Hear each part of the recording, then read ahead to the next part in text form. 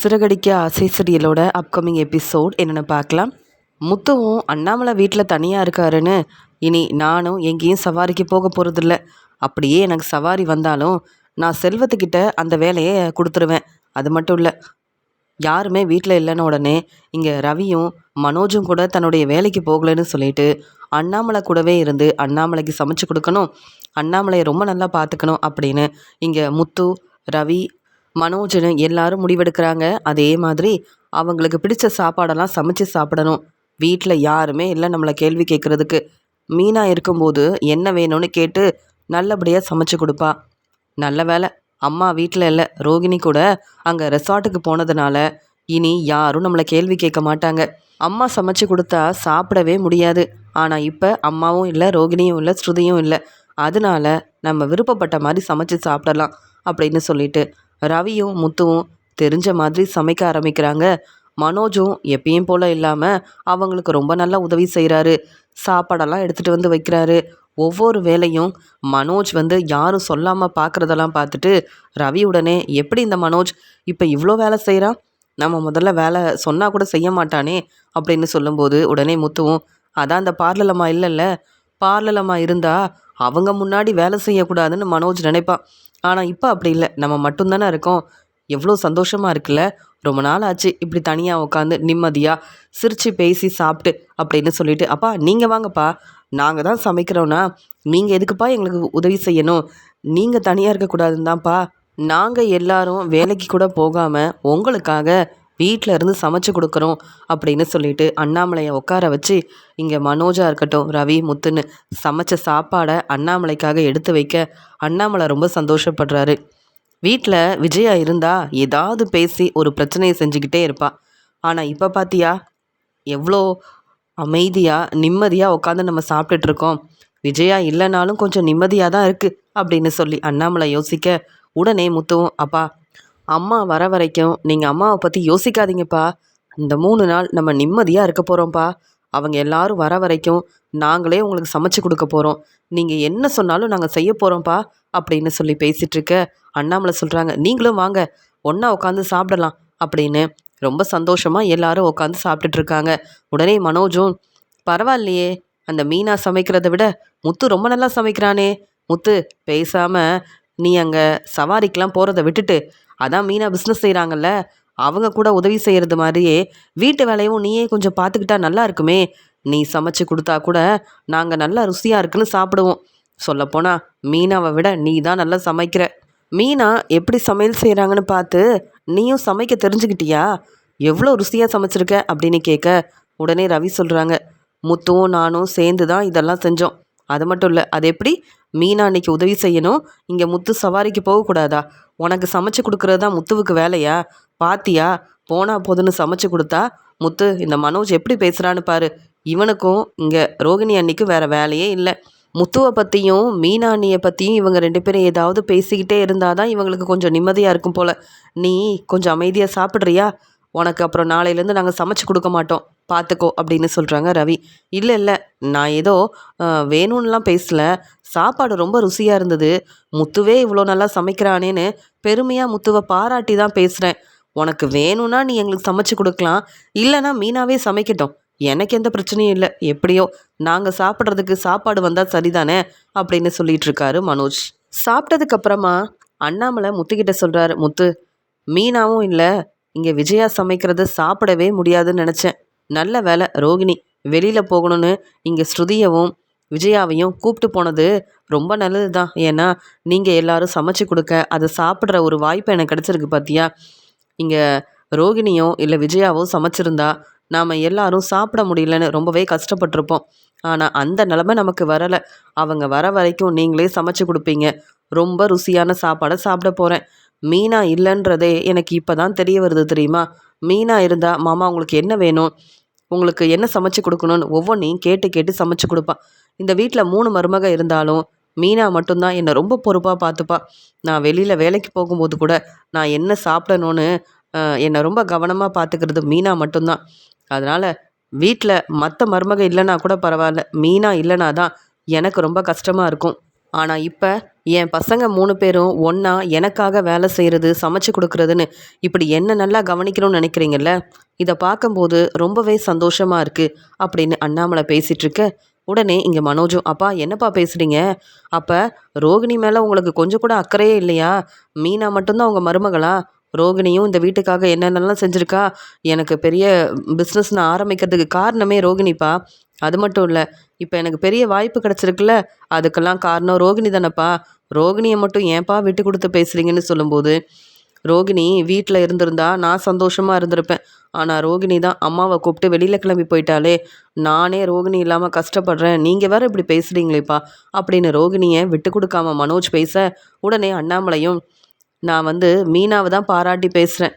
ரோகிணியும் எனக்கு சமைச்சு கொடுத்துருந்தா ரோகிணிக்கிட்டேயும் நான் நல்லபடியாக அக்கறையாக பேசியிருப்பேன். ரோகிணியும் விட்டு கொடுக்காம பேசியிருப்பேன். ஆனால் ரோகிணியாக இருக்கட்டும், ஸ்ருதியாக இருக்கட்டும், கிச்சன் பக்கம் போனதே இல்லையே, அப்புறம் நான் எப்படி பேச முடியும்? எப்படி அவங்கள பாராட்டி பேச முடியும் அப்படின்னு சொல்லும்போது, இல்லைப்பா, மீனாவுக்கு நிறைய வேலை இல்லை, மீனா வீட்டு வேலையை பார்க்கட்டும்னு அம்மாவே சொல்கிறாங்க. அதான் நீங்கள் சொல்கிறீங்களே மீனா நல்லா சமைச்சு கொடுப்பான்னு. ஆனால் ரோகிணி அப்படி இல்லையேப்பா, நிறைய படிச்சிருக்கா, பார்லரில் வேலை பார்க்குறா, பிஸ்னஸ்க்கும் எனக்கு உதவி செய்கிறா. அதனால் ரோகிணியால் சமைக்க முடியலப்பா, வேற ஒன்றும் இல்லை அப்படின்னு சொல்லி பேசிகிட்டு இருக்காரு மனோஜ். உடனே முத்துவும், பாருங்கப்பா மனோஜ் எப்படி பேசுகிறான்னு. ஆமாம், பார்லர்லமா நிறைய படிச்சிருக்காங்கல்ல, அப்போ அவங்களுக்கு சமைக்க கூட தெரியாதா என்ன? ஏன் அப்படி நிறைய வேலை பார்த்தா அவங்க சமைக்கக்கூடாதுன்னு இருக்கா என்ன? இந்த வீட்டு மருமகளாக இருக்க எல்லாரும் சமைக்கணும், வீட்டு வேலையை பார்க்கணும். அதென்ன மீனா மட்டும்தான் சமைக்கணும், மீனாவுக்கு நிறைய வேலை இல்லைன்னு சொல்கிற? மீனா வீட்டு வேலை மட்டும் இல்லை, கிடைக்கிற ஒவ்வொரு ஆர்டரையும் செய்கிறதுக்கு எவ்வளோ கஷ்டப்படுறான்னு உனக்கு தெரியுமா? தினமும் பூ கொடுக்க போகிறது, டெக்கரேஷன் ஆர்டரை செய்கிறது, ஃப்ரூட் பொக்கேக்கு எவ்வளோ ஆர்டர் வருதுன்னு உனக்கு தெரியுமா? அந்த வேலையெல்லாம் முடிச்சுட்டு சரியாக மீனா ரெஸ்ட் எடுக்கிறது கூட இல்லை, சாப்பிட்றது கூட இல்லை. ஆனால் நீங்கள் எல்லாரும் மீனா சமைச்சு வைக்கிற சாப்பாடை சாப்பிட்டுட்டு நிம்மதியாக ரெஸ்ட் எடுக்க போயிடுவீங்க.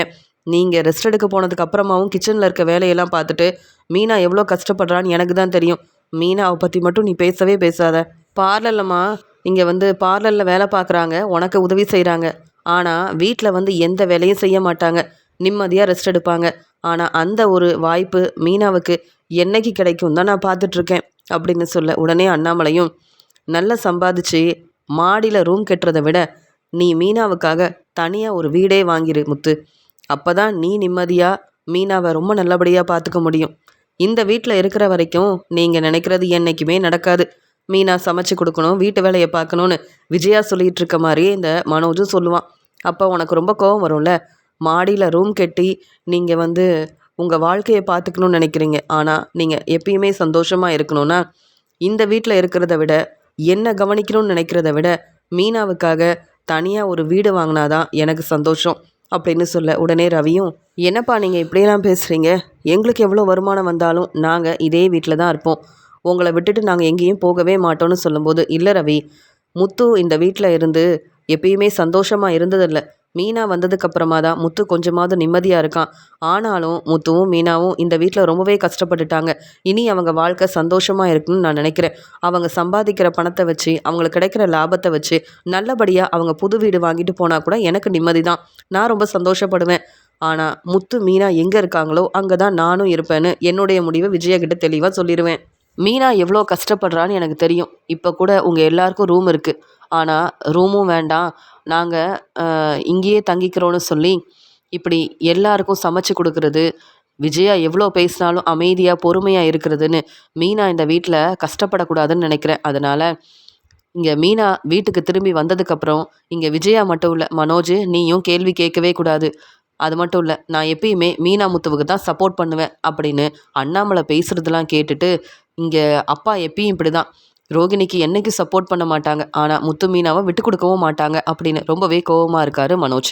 ஆனால் அண்ணாமலை பேசுகிறதெல்லாம் கேட்டுட்டு ரவியும் முத்துவும் ரொம்பவே சந்தோஷப்படுறாங்க. உடனே மனோஜும், போதும்பா, மீனாவை பற்றி நான் இனி பேச போகிறதே இல்லை, போதுமா, சாப்பிட்டுட்டு நீங்கள் ரெஸ்ட் எடுங்கப்பா அப்படின்னு சொல்லிட்டு மனோஜ் அவங்கக்கிட்ட பேச பிடிக்காம சரியாக சாப்பிடாம ரொம்ப கோவமாக அங்கேருந்து போகிறாரு. ஆனால் முத்துவும் இங்கே ரவியும் ரொம்ப சந்தோஷமாக அண்ணாமலை கிட்ட பேசிகிட்ருக்காங்க. ரோகிணி அவங்க திட்டம் போட்ட மாதிரியே இங்கே கண்டிப்பாக முத்துவாக இருக்கட்டும், இங்கே ரவியாக இருக்கட்டும், அண்ணாமலை மாமாவை பார்த்துக்கணுன்னு தான் நினைப்பாங்க. ரவி கண்டிப்பாக இங்கே ரெஸ்டாரண்ட்டில் வேலை இருக்குன்னு கிளம்புனாலும் முத்து அண்ணாமலை மாமாவை நல்லா பார்த்துக்கணுன்னு தன்னுடைய வேலைக்கு போக மாட்டார். சவாரிக்கு போகலைன்னா கண்டிப்பாக முத்து வேற யாரையாவது தன்னுடைய வேலைக்காக அனுப்புவார். முத்து வீட்டில் இருந்தாலே போதும். என் சொந்தக்காரங்க முத்துவை பார்க்கவும் கூடாது, பேசவும் கூடாது, உண்மையை சொல்லிடவும் கூடாது. என் வாழ்க்கைக்காக நான் என்னெல்லாம் செய்ய வேண்டியதாக இருக்குது. அது மட்டும் இல்லாமல் என்னை பற்றின உண்மை முத்துவுக்கு தெரிஞ்சா அவ்வளவுதான். உடனே வீட்டில் உள்ள எல்லாரையும் கூப்பிட்டு உண்மையை சொல்லிடுவார். அதுக்கப்புறம் நான் மனோஜ் கூட சந்தோஷமாக வாழணும்னு நினச்ச வாழ்க்கை எனக்கு கிடைக்காதுல்ல. அதனால தான் நான் இப்படிலாம் செய்ய வேண்டியதாக இருக்குது. எப்படியோ விஜயாத்த, ஸ்ருதின்னு எல்லாரையும் இங்கே கூப்பிட்டு வந்துட்டேன். அவங்க என்னென்ன கேட்குறாங்களோ எல்லாத்தையும் நான் வாங்கி கொடுக்கணும். அவங்க சந்தோஷமாக இங்கே இருக்கணும். அப்போ தான் நான் நினச்சது எல்லாமே நடக்கும் அப்படின்னு சொல்லிட்டு மறுபடியும் ரோகிணி அவங்க அம்மாவுக்கு ஃபோன் பண்ணுறாங்க. உடனே இங்கே வந்து ரோகிணியோட அம்மா வந்து, என்ன ரோகிணி எதுக்கு ஃபோன் பண்ணுற மறுபடியும் அப்படின்னு கேட்கும்போது, நான் சொன்னேன்ல சொந்தக்காரங்க கிட்ட பேசுங்கன்னு. பேசுனீங்களா இல்லையா? நீங்கள் பேசுனா தானே எனக்கு கொஞ்சம் நிம்மதியாக இருக்கும். இப்போ அவங்க எங்கே இருக்காங்க? அவங்க ஹாஸ்பிட்டல் போனாங்களா இல்லையா? முத்து கூட இருந்தால் எனக்கு பிரச்சனை வரும். அதனால தான் ஃபோன் பண்ண சொன்னேன். இவ்வளோ நேரம் என்ன பண்ணீங்க அப்படின்னு கேட்கும்போது, இல்லை அவங்களுக்கு ஃபோன் பண்ணணும்னு நினச்சேன், ஆனால் நான் மறந்துட்டேன் ரோகிணி அப்படின்னு சொல்லும்போது, அதானே என் வாழ்க்கையை பற்றி கொஞ்சமாவது அக்கறையும் உங்களுக்கு வந்து என் மேலே உண்மையான அக்கறையும் இருந்திருந்தா நான் சொன்னதை செய்வீங்க. இப்போவாது அவங்களுக்கு ஃபோன் பண்ணி பேசுங்க. அவங்க அவங்களோட ஊருக்கு போகிற வரைக்கும் எனக்கு நிம்மதியே இருக்காது போல். அவங்க சீக்கிரமாக கிளம்பி போனால் மட்டும்தான் நான் என் வீட்டுக்கு வர முடியும். அவங்களுக்காக நான் என்னெல்லாம் செய்ய வேண்டியதாக இருக்குது தெரியுமா? முத்து தான் சவாரிக்காக அவங்கள கூப்பிடுறதுக்காக கிளம்பி போகணுன்னு இங்கே வந்து பேசி வச்சுருக்காங்க. முத்துவுக்கு மட்டும் உண்மை தெரிஞ்சுது, அவ்வளவுதான். வித்யாவும் முருகனும் அவங்களுக்கு சொந்தக்காரங்களாக இருக்கிறதுனால பேசும்போது வித்யா கிட்ட என்னை பற்றி பேசியிருக்காங்க. வித்யாவும் தெளிவாக புரிஞ்சுக்கிட்டு என்கிட்ட வந்து சொன்னான். இங்கே நடக்கிறதெல்லாம் பார்த்தா எனக்கு என்னவோ ரொம்பவே பயமாகவும் பதட்டமாகவும் இருக்குது. சீக்கிரமாக பேசுங்க. அவங்க என்ன செய்கிறாங்கன்னு எனக்கு தெரியணும். முத்து அவங்க கூட இருக்கக்கூடாது. முத்துக்கிட்ட உண்மையை சொல்லிட்டாங்க, அப்புறம் அவ்வளவுதான். மறுபடியும் நான் நம்ம வீட்டுக்கே வர வேண்டிய நிலைமை வந்துடும். எனக்காக இதையாவது செய்யுங்களேன் அப்படின்னு சொல்லிட்டு ரொம்ப கோவமாக ஃபோனை வச்சிடுறாங்க ரோகிணி. இந்த ரோகிணி ஏன் வந்து நான் சொல்கிறத புரிஞ்சிக்க மாட்டேங்கிறா? இப்போ நான் ஃபோன் பண்ணும்போது அவங்க கூட முத்து இருந்தால் நான் என்ன செய்கிறது? இல்லை இங்கே வந்து முத்துக்கிட்ட அவங்க உண்மையை சொல்லிட்டா ரோகிணியை மட்டும் இல்லை என்னையும் தானே எல்லாரும் தப்பாக நினைப்பாங்க. என் பொண்ணு ரோகிணிக்காக இந்த உண்மையை நானும் யார்கிட்டேயும் சொல்லாமல் இருந்தேன்ல, அப்போ நானும் தப்பு செஞ்சுருக்கேன். என்னையும் யாரும் மதிக்க மாட்டாங்களே, இந்த நிலைமை எனக்கு வரும்னு நான் எதிர்பார்க்கவே இல்லை. என்ன செய்யன்னு தெரியலன்னு யோசிக்க அங்கே வந்த கிருஷு, என்ன பாட்டி முத்து மாமாவை பற்றி பேசிகிட்டு இருக்கீங்க? முத்து மாமாவும் மீனாத்தையும் என்னை பார்க்க வராங்களா? இல்லை அவங்களாவது வந்தால் எனக்கு எவ்வளோ சந்தோஷமாக இருக்கும். எப்போ பார்த்தாலும் அம்மா வந்த உடனே நீ நல்லபடியாக படிக்கணும், முன்னேறணும்னு சொல்கிறாங்க. ஆனால் சந்தோஷமாக என்னை வெளியில் கூட கூப்பிட்டு போக மாட்டேங்கிறாங்க. முத்து மாமா காரில் வருவாரா? வெளியில் போகணுன்னு சொன்னால் என்னை சந்தோஷமாக வெளியில் கூப்பிட்டு போவார். ஏன் பாட்டி முத்து மாமா கிட்டேயும் மீனாத்தைக்கிட்டேயும் பிரச்சனை செஞ்சீங்க? உங்களால் தானே அவங்க என்னை பார்க்க வரதே இல்லை. முத்து மாமாவும் மீனாத்தையும் ரொம்ப நல்லவங்கன்னு உங்களுக்கு தெரியும்ல. அப்புறம் எதுக்கு அவங்கக்கிட்ட தேவையில்லாமல் பிரச்சனை செய்கிறீங்க? அம்மா தான் அவங்கள புரிஞ்சிக்கல. அம்மா சொல்கிறாங்கன்னு அம்மா பேச்சை கேட்டுக்கிட்டு நீங்கள் செஞ்ச பிரச்சனையால் நானே அவங்கள பார்க்கணுன்னு ஆசைப்பட்டாலும் அவங்க என்னை பார்க்க வரமாட்டேங்கிறாங்க. இங்கே வந்தாலும் நீங்கள் அவங்கக்கிட்ட முன்னாடி மாதிரி நல்லா பேச மாட்டேங்கிறீங்கல்ல அப்படின்னு கிறிஷ் முத்து மீனாவை பற்றி பேசிகிட்டு இருக்க உடனே இங்கே வந்து கிறிஷோட பாட்டி சொல்கிறாங்க, எனக்கு எல்லாம் தெரியும். நான் என்ன செய்கிறது? ரோகிணியோட பேச்சை நான் கேட்க வேண்டியதாக இருக்கே. எல்லா பிரச்சனைக்கும் காரணம் கல்யாணி தான். நீ என்கிட்ட இப்படிலாம் கேட்குறத விட்டுட்டு ரோகிணி உன்னை பார்க்க வருவாள்ல, அப்போ ரோகிணி தானே உங்கள் அம்மா. ரோகிணிக்கிட்டே இந்த கேள்வியெல்லாம் கேளு. முத்துவை பற்றியும் எனக்கு தெரியும், மீனாவை பற்றியும் தெரியும். ஆனால் இப்போ முத்துவுக்கு எந்த உண்மையும் தெரிஞ்சிடக்கூடாதே, என்ன செய்ய அப்படின்னு சொல்லி யோசிக்கிறாங்க ரோகிணியோட அம்மா. விஜயாவும் ஸ்ருதியும் ரோகிணியை பார்க்கும்போதெல்லாம் ரொம்பவே பதட்டமாக ஃபோனில் பேசிக்கிட்டே இருக்காங்க. இதை பார்த்துட்டு விஜயா வந்து ஸ்ருதிக்கிட்ட கேட்குறாங்க, என்னம்மா ஸ்ருதி, நம்ம வெளியில் வந்தால் சந்தோஷமாக இருக்கலாம், இங்கே வந்து நிறைய பெரிய பெரிய ஆளுங்களாம் வருவாங்கன்னு ரோகிணி சொன்னதால் இங்கே வந்தேன். ஆனால் நம்ம ரொம்ப நேரமாக ரூம்லேயே உட்காந்துட்ருக்கோம். ரோகிணி அப்படி யார்கிட்ட தான் ஃபோனில் பேசிகிட்டு இருக்கா, ஒன்றுமே புரியலையே அப்படின்னு கேட்குறாங்க விஜயா. உடனே ஸ்ருதியும், நானும் இங்கே ரூமில் தான் இருக்கேன், அவங்க யார்கிட்ட பேசுகிறாங்கன்னு எனக்கு என்ன தெரியும். ஆனால் அப்பப்போ நான் பார்க்கும்போதெல்லாம் ரொம்ப பதட்டமாக இருக்காங்க. அவங்க யார்கிட்டயோ ஃபோனில் பேசும்போது அவங்க ரொம்ப கோவமாக வேற பேசுகிறாங்க. என்னன்னே தெரியல. எதுக்கு நம்மளை இங்கே கூப்பிட்டு வந்தாங்கன்னு கூட புரியல. வெளியில் கொஞ்ச நேரம் போகலான்னு பார்த்தா கூட அவங்கக்கிட்ட கேட்காம போக முடியாது போலையே. நீங்கள் வரீங்களா, நான் உங்களை கூப்பிட்டு போகட்டுமான்னு கேட்க, இல்லைம்மா ரோகிணி என் மருமக, எனக்காக எவ்வளோ பெரிய இடத்துக்கு என்னை கூப்பிட்டு வந்திருக்கா. ரூமே வந்து சுற்றி பார்க்க ரொம்ப நேரம் ஆகும் போல். ரூமெல்லாம் ரொம்ப நல்லா இருக்குல்ல, அதான் நம்ம கொஞ்ச நேரம் ரெஸ்ட் எடுக்கட்டும்னு ரோகிணி அவ வேலையை பார்த்துட்ருக்கா போல். ரோகிணி இங்கே வந்தாலும் பொறுப்பாக தாம்மா இருப்பா. ஏன்னா மனோஜோட பிஸ்னஸ் நல்லபடியாக நடக்கணும்னு இங்கே மனோஜுக்கு உதவி செய்கிறதே ரோகிணி தானே. அதனால தான் நம்ம கூட இங்கே வெளியில் வந்தாலும் ரோகிணிக்குன்னு நிறைய பொறுப்பெல்லாம் இருக்குல்ல அப்படின்னு ரோகிணியை விட்டு கொடுக்காம விஜயா பேசிகிட்டு இருக்காங்க. இப்படி விஜயா பேசுறதெல்லாம் கேட்டுட்டு உடனே ஸ்ருதியும், பரவாயில்லையே, நீங்கள் இவ்வளோ மனசு மாறிட்டீங்களா? இல்லை, மீனா கிட்ட மட்டும்தான் நீங்கள் ரொம்ப கோவமாக பேசுகிறீங்க, என்கிட்ட கூட இப்படியெல்லாம் பேச மாட்டீங்க. ஆனால் இங்கே ரோகிணி இப்போ மனோஜுக்கு உதவி செய்கிறாங்க, ரோகிணியால் மனோஜுக்கு பெரிய வாய்ப்பெல்லாம் கிடச்சிருக்கு, ஆர்டர் கிடச்சிருக்குன்ன உடனே இப்படி ரோகிணியை விட்டு கொடுக்காம பேசுகிறீங்களே, அதே மாதிரி மீனாவும் பிஸ்னஸ் செய்கிறாங்கல்ல, அவங்களுக்கும் இப்போ நல்ல வருமானம் வருது, அப்போ ஏன் மீனாவை நீங்கள் மருமகளாக ஏற்றுக்க மாட்டேங்கிறீங்க அப்படின்னு சொல்லி ஸ்ருதி கேட்க, உடனே விஜயாவும், இப்போ எதுக்குமா அந்த மீனா முத்துவை பற்றி பேசணும், நம்ம எவ்வளோ சந்தோஷமாக இருக்கிறதுக்காக வெளியில் வந்திருக்கோம், ரோகிணி எனக்கு ஒவ்வொன்றையும் பார்த்து பார்த்து செய்கிறா, ரோகிணி வேணும்னா அவங்க ஃப்ரெண்டுங்களெல்லாம் கூப்பிட்டு இங்கே வந்திருக்கலாம், ஆனாலும் என் மாமியார் கூட தான் வரணும்னு ரோகிணி முடிவெடுத்திருக்கால, இந்த மாதிரி மீனாவால் இப்படி என்னை வெளியில் கூப்பிட்டு வர முடியுமா? இங்கே மனோஜுக்கு ரோகிணி எவ்வளோ பெரிய உதவி செஞ்சுருக்கா, அந்த மாதிரி முத்துவுக்கு மீனாவால் உதவி செய்ய முடியுமா? முடியாதுல்ல. மனோஜும் ரோகிணியும் நல்லா சம்பாதிக்கிறாங்க, அந்த வருமானம் இங்கே மீனாவுக்கு கண்டிப்பாக வராது. ஒருவேளை நீ சொல்கிற மாதிரி மீனாவும் நிறைய சம்பாதிச்சா நான் மனசு மாற வாய்ப்பு இருக்குது, அவ்வளவுதான் அப்படின்னு சொல்கிறாங்க விஜயா. விஜயா இப்படி சொன்னதை கேட்டுட்டு ஸ்ருதி யோசிக்கிறாங்க, விஜயாத்தைக்கு இங்கே பணம் தான் முக்கியம், அதனால் இப்படியெல்லாம் பேசிகிட்டு இருக்காங்க, சீக்கிரமாகவே மீனா முன்னேறதுக்காக நம்ம உதவி செய்யணும், மீனாவும் நல்லா சம்பாதிச்சா இவங்க மனசு மாறி மீனாவை மருமகளாக ஏற்றுக்கிட்டா முத்து எவ்வளோ சந்தோஷப்படுவார், வீட்டில் எல்லாரும் ரொம்ப சந்தோஷமாக இருக்கலாம் அப்படின்னு சொல்லி யோசிக்கும் போதே அங்கே ரோகிணி வராங்க. அங்கே ரோகிணி வந்த உடனே ஸ்ருதி கேள்வி கேட்குறாங்க, என்ன ரோகிணி, நீங்கள் தான் வெளியில் போகலான்னு எங்களை கூப்பிட்டு வந்தீங்க, இப்போ என்னடானா ரூமுக்கு கூப்பிட்டு நாங்கள் ரெஸ்ட் எடுக்கணும்னு மட்டும் நினைக்கிறீங்களா என்ன? நீங்கள் உங்கள் வேலையை மட்டும் பார்த்துட்ருக்கீங்க. ஆமாம், யார்கிட்ட ஃபோனில் பேசிகிட்டு இருந்தீங்க ரொம்ப நேரமா, இல்லை கோவமாக பேசிகிட்டு இருந்தீங்க? அதான் விஜயாத்தை கூட என்கிட்ட அதை பற்றி தான் கேட்டுட்டு இருந்தாங்கன்னு சொன்ன உடனே ரோகிணி திருன்னு முழிக்கிறாங்க. அப்போ நம்ம பேசுனதெல்லாம் கேட்டுட்டாங்களா என்ன? அதான் வந்த உடனே ஸ்ருதி இப்படி கேள்வி கேட்குறாங்களான்னு ரொம்பவே பதட்டமாக ரோகிணி யோசிக்க, உடனே இங்கே விஜயாவும், என்னம்மா ரோகிணி ரொம்ப யோசிக்கிற, நீ என்ன பேசுனன்னு எனக்கு தெரியாதுமா, ஆனால் ரொம்ப நேரம் ஃபோனில் பேசிக்கிட்டே இருக்கியே, எங்களை வேற இங்கே கூப்பிட்டு வந்திருக்க, எங்களை கண்டுக்காமல் இருக்கியேன்னு தான் நாங்கள் பேசிகிட்டு இருந்தோம்னு சொல்லும்போது, நீங்கள் வாங்க கீழே உங்களுக்கு என்னென்ன பிடிக்குமோ எல்லாமே நான் வாங்கி தரேன், நல்லா சாப்பிட்டுட்டு வரலாம், எப்பயுமே மீனா சமைக்கிற சாப்பாடையே சாப்பிட்டுட்டு இங்கே வெளியில் நீங்கள் சாப்பிட்டு பாருங்கள், அப்போ தெரியும் மீனா சமைக்கிறதெல்லாம் ஒன்றுமே இல்லைன்னு நீங்கள் புரிஞ்சுப்பீங்க அப்படின்னு சொல்லிட்டு கீழே பெரிய ரெஸ்டாரண்ட்டுக்கு கூப்பிட்டு போகிறாங்க. விஜயா அங்கே இருக்கிற சாப்பாடெல்லாம் பார்த்துட்டு அவ்வளோ சந்தோஷமாக ஒவ்வொன்றையும் வச்சு சாப்பிட்டுட்டு இருக்காங்க. ரோகிணி, இப்படிலாம் நான் சாப்பிட்டதே இல்லை தெரியுமா, இந்த மாதிரி ஒரு சாப்பாடை நான் பார்த்ததே இல்லைம்மா, மீனாலாம் பெருசாக என்ன சமைக்கிறா, இங்கே பார்த்தா தானே தெரியுது, ஆனால் இங்கே வரவங்க எல்லாரும் பெரிய பெரிய ஆளுங்களா இருக்காங்களே, பரவாயில்ல ரோகிணி, நீ சொன்ன மாதிரியே என்னையும் இங்கே கூப்பிட்டு வந்திருக்க, எனக்கு ரொம்ப பெருமையாக இருக்குது தெரியுமா அப்படின்னு அங்கே ரொம்ப சந்தோஷமாக, ரோகிணியால் தான் நான் இந்த இடத்தெல்லாம் பார்க்க முடிஞ்சுது அப்படின்னு விஜயா சாப்பிட்டுட்டு இருக்காங்க.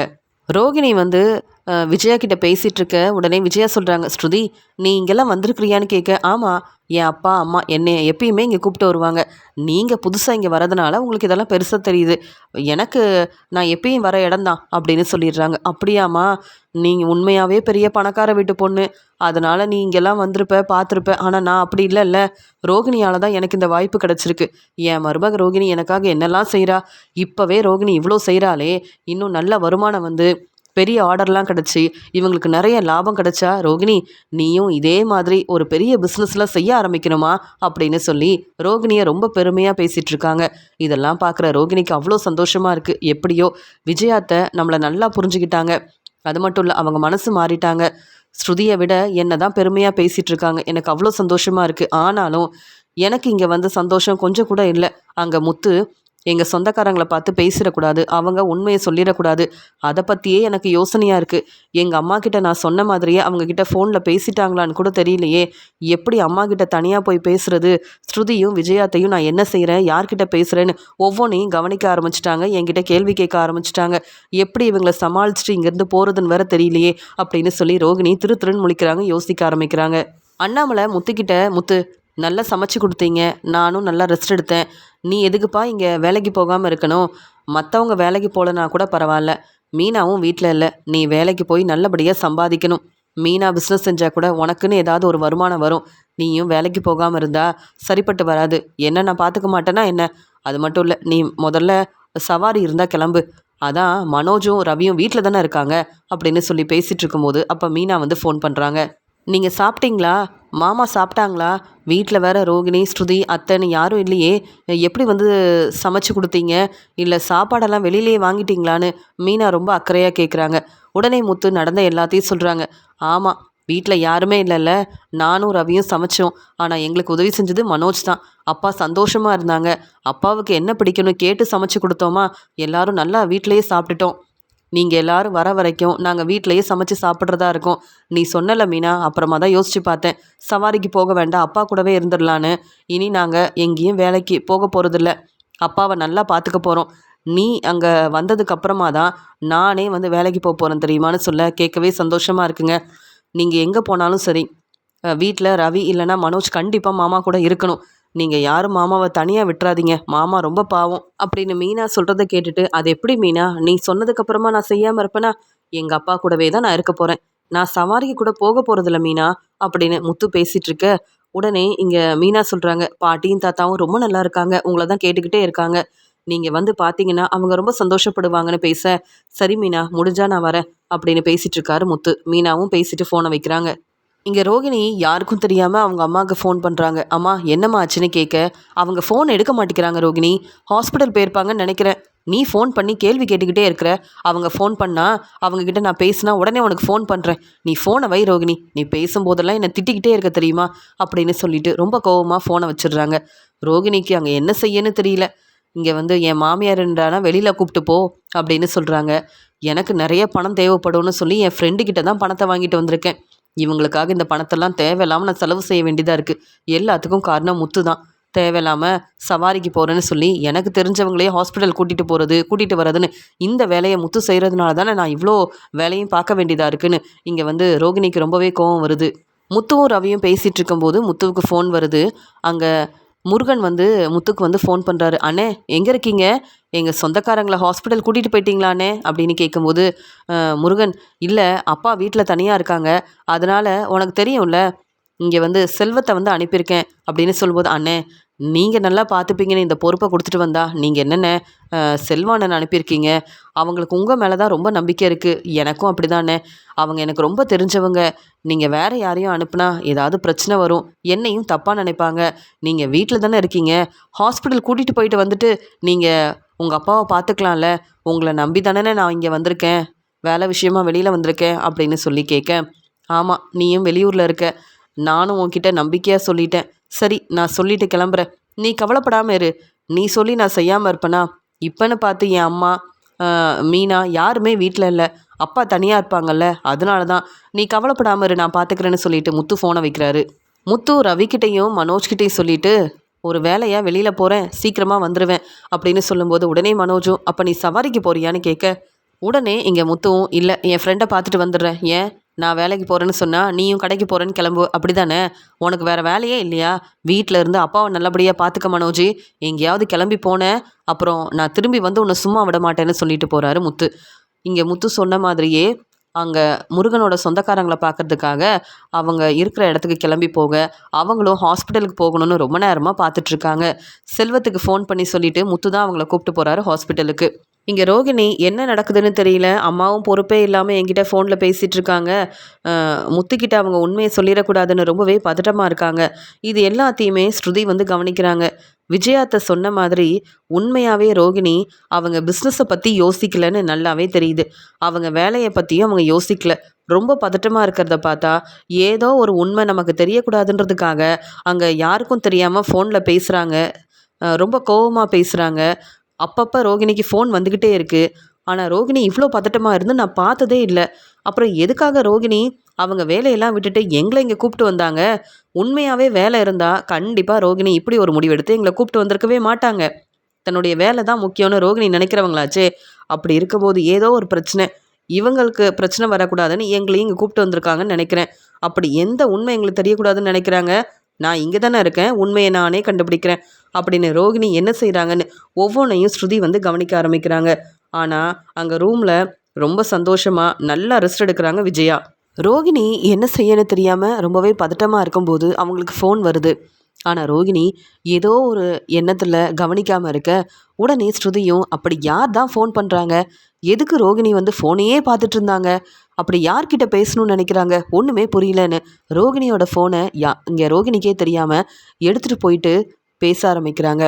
ஃபோனை எடுத்த உடனே ரோகிணியோட அம்மா சொல்கிறாங்க, ரோகிணி அவங்கக்கிட்ட நான் பேசிட்டேன், முத்து நம்ம சொந்தக்காரங்க கூட இல்லை, கண்டிப்பாக உன்னை பற்றின உண்மையை முத்துக்கிட்ட நம்ம சொந்தக்காரங்க சொல்லவே மாட்டாங்க, நீ கவலைப்படாத, எப்படி பேசணுமோ நீ சொன்ன மாதிரியே அவங்கக்கிட்ட நான் பேசியிருக்கேன், கிரிஷ் உன்னோட பையன்தான்ற உண்மை கண்டிப்பாக முத்துவுக்கு தெரியாது, நீ சந்தோஷமாக மனோஜ் கூட வாழலாம், நீ நினைக்கிற மாதிரி எந்த பிரச்சனையும் வராது ரோகிணி, புரியுதா?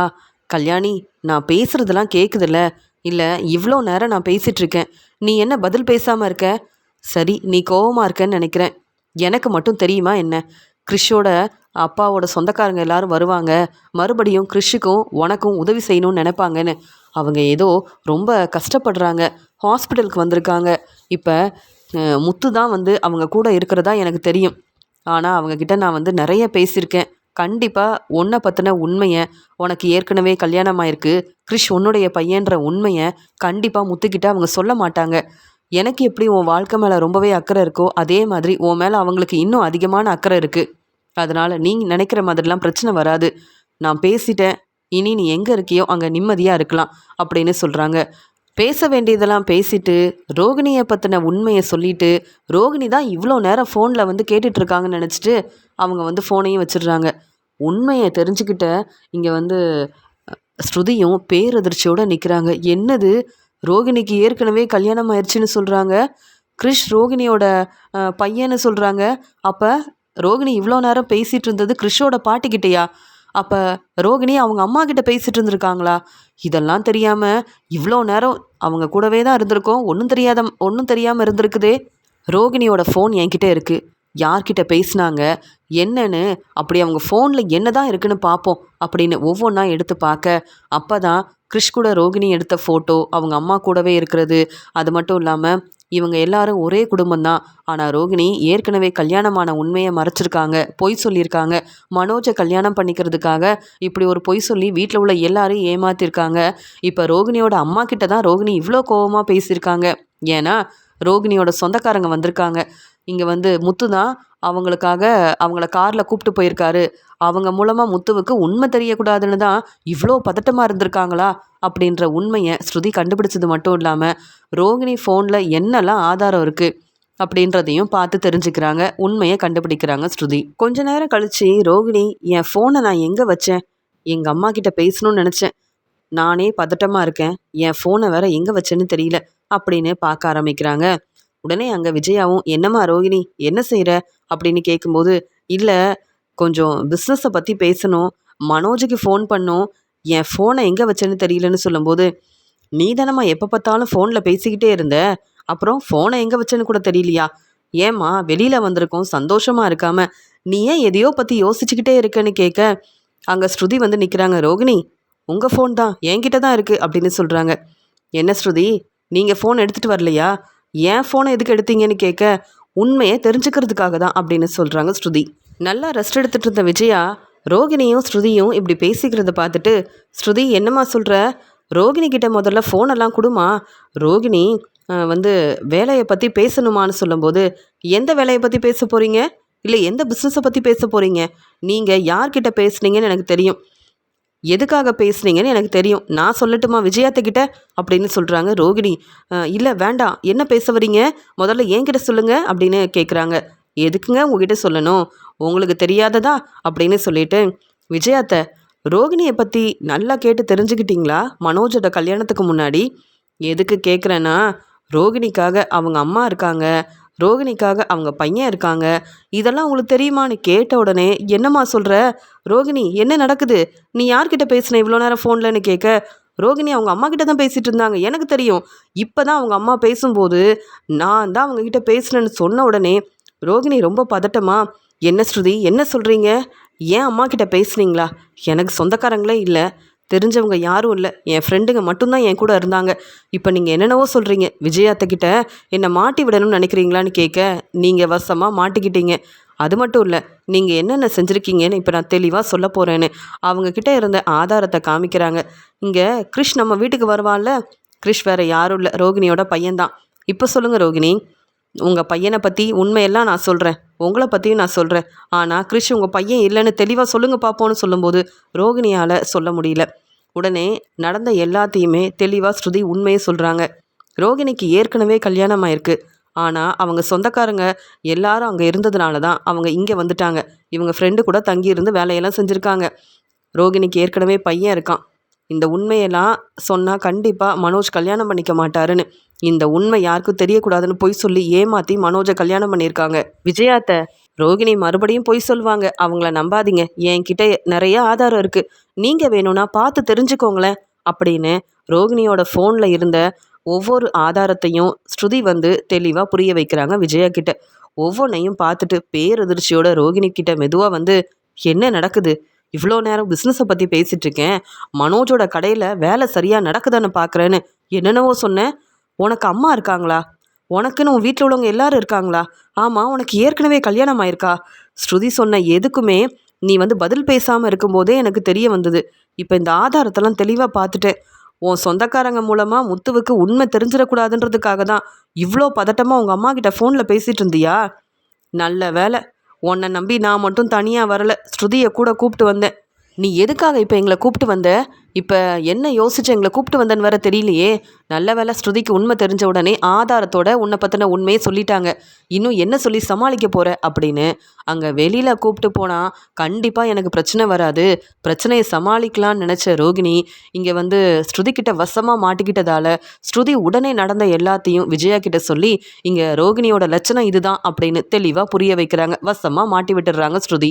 என்னையும் மனோஜையும் இப்படி ஏமாத்திட்டியே, மனோஜ் இன்னும் உன் மேலே எவ்வளோ நம்பிக்கையாக இருக்கான், நீயும் மனோஜும் சந்தோஷமாக உங்கள் வாழ்க்கையை பார்த்துக்கணுன்னு நான் யார் பேச்சையும் கேட்காம உன்னை மருமகளாக ஏற்றுக்கிட்டேன், இப்படி ஏமாத்திட்டல அப்படின்னு ஸ்ருதி முன்னாடி ரோகிணியை பலார்னு வெளுத்து வாங்கும்போது இங்கே ஸ்ருதி சொல்கிறாங்க, ஆமாம் நான் இவங்களை சும்மா விட மாட்டேன், என்னென்ன வேலை செஞ்சுருக்காங்க, ஏன் ரோகிணி போய் சொன்னீங்க அப்படின்னு இந்த ஒரு காரணம் போதும் ஸ்ருதியை வெளுத்து வாங்கணும், முத்து மீனாவை என்னென்ன பேசுனீங்க அப்படின்னு சொல்லிட்டு. விஜயா மட்டும் இல்லாமல் ஸ்ருதியும் ஏற்கனவே ரோகிணி மேலே அவங்க ரொம்ப கோபமாக இருந்ததால் இப்படி ஒரு காரணம் கிடச்சிருக்கு, நான் எதுக்கு ரோகிணியை சும்மா விடணும் அப்படின்னு இங்கே ஸ்ருதியும் கேள்வி கேட்டு ரோகிணியை பலார்னு வெளுத்து வாங்குறாங்க. அத்தையை நான் மன்னிச்சிடுங்க அப்படின்னு மன்னிப்பு கேட்குறாங்க ரோகிணி. ஆனால் அது எப்படி உங்களை மன்னிக்க முடியும், வீட்டில் உள்ளவங்களுக்கு இந்த உண்மை தெரிஞ்சால் உங்களை சும்மா விடுவாங்களா அப்படி ஸ்ருதி கேள்வி கேட்க இங்கே ரோகிணி செஞ்ச இந்த வேலையால் ரோகிணி மேலே ரொம்ப கோபமாக இருக்கிறாங்க விஜயா. ஆனால் ஸ்ருதி இப்படி என் ஃபோன் எடுப்பாங்க, என் அம்மா கிட்டேயே பேசுவாங்கன்னு நான் எதிர்பார்க்கவே இல்லை. ஸ்ருதி என்னை பற்றின உண்மையை சொன்னது மட்டும் இல்லாமல் விஜயாத்த முன்னாடியே கேள்வி கேட்டு என்னை பலார்னு வெளுத்து வாங்கிட்டாங்கன்னு ஸ்ருதி மேலே ரொம்ப கோபமாக இருக்காங்க ரோகிணி.